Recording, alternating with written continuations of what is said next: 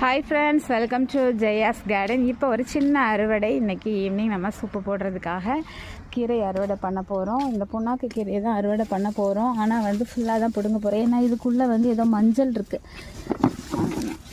அதனால் மஞ்சளை டிஸ்டர்ப் ஆகாமல் அதை தான் வச்சுருக்கேன்.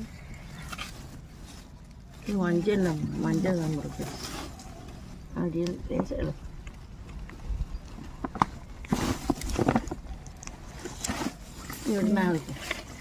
மஞ்சள் வந்துடாம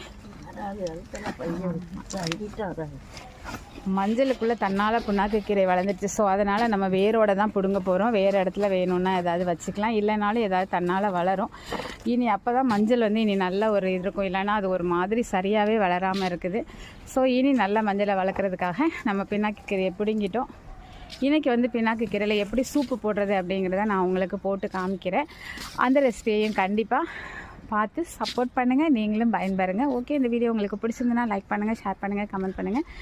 மறக்காமல் சப்ஸ்கிரைப் பண்ணி சப்போர்ட் பண்ணுங்கள்.